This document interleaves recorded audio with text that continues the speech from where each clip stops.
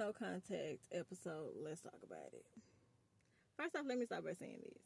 No contact is not a game.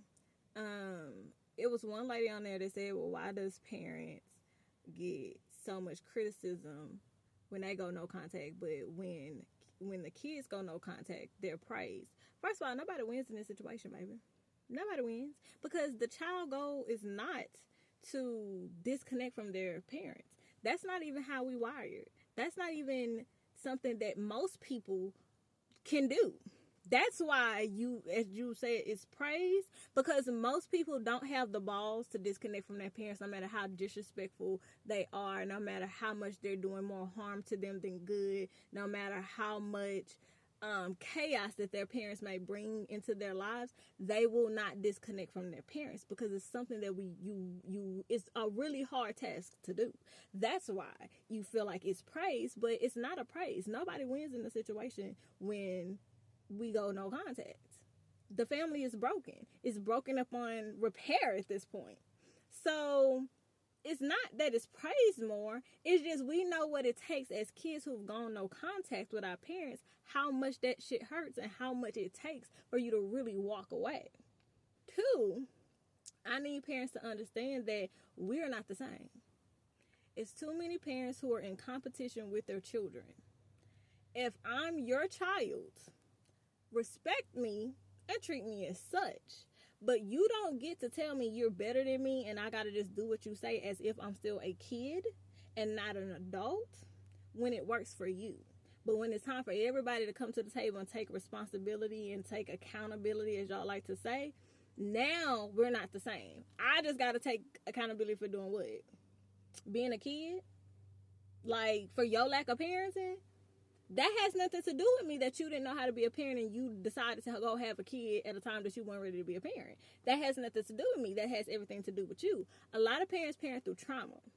And even though you're parenting through your trauma and you may years later become a better person, the damage that you still did to that child is still there. That child has nothing to do with the fact that you've grown, the fact that you've healed, the fact that you're a better person, the fact that you've changed your life around. Good for you. But that child still has the damages of when you were broken. And you were raising them through brokenness.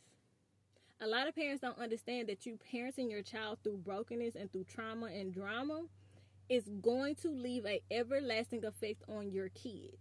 And when they do decide to come to you and confide in you and tell you the things that have hurt them and harmed them and why their lives is turning out the way that they is and they need your help, y'all are met with defense. Well, I did the best that I could. Okay, but your best wasn't good enough.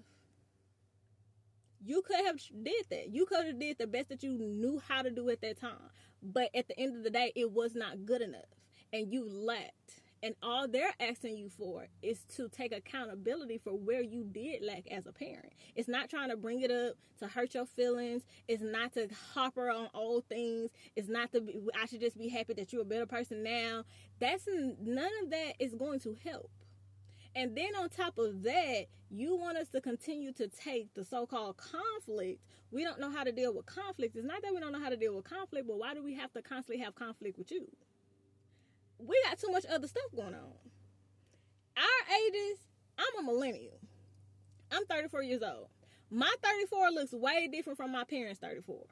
The things that I'm doing at 34, they couldn't imagine doing at 34. They're not even doing it now at their 50 and 60. Well, their 50s. They're still not even halfway to where I am. And it's not about accomplishments. It's about the person and the human being that I am. I've been no contact with my mother for the past 6 years. Like, absolutely no contact. And me and her have been on and off for years. My oldest is 12. So probably 12 years we've been on and off. And for out of those 12 years, 6 years, the past 6 years, I have had no contact with her whatsoever. Not a text, not a call, an email, nothing. I have gone no contact with my father for the past 2 years. Because as your adult child, it is not my responsibility to fix the things that you broke. And then parents say, well, you can't name the abuse. You can't. I asked you what I did. And no, they told you what they did. You just don't accept what you did. Leaning on your child to be your therapist is emotional abuse. It's mental abuse. Because your child should not be your therapist.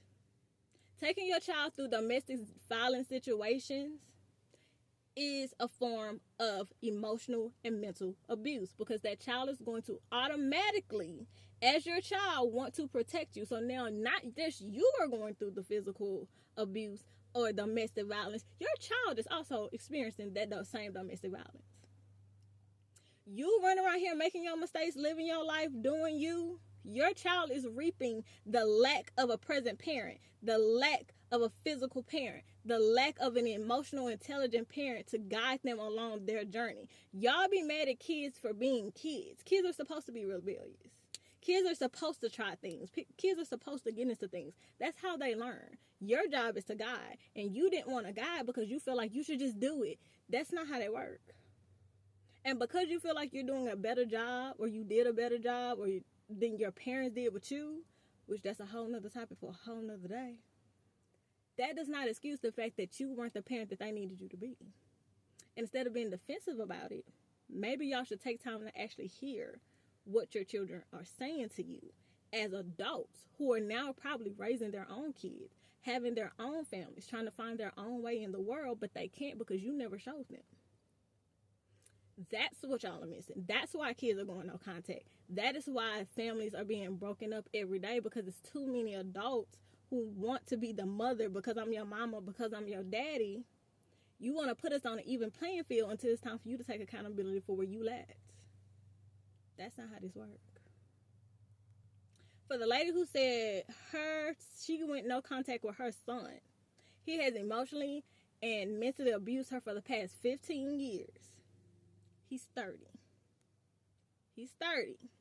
So if you say he has done this for the past 15 years, that means he would have had started mentally and emotionally abusing you when he was 15, which means he was a child.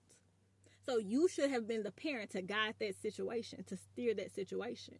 And then you said you and your husband, as if your husband is his father, and it's not, because you said you got a divorce. So it sounds like this started when you got a divorce. And you said you've been remarried for 18 years. So it sounds like all this started around your divorce. So is it maybe that he didn't get what he needed and the support that he needed from you while you was going through your divorce with his father?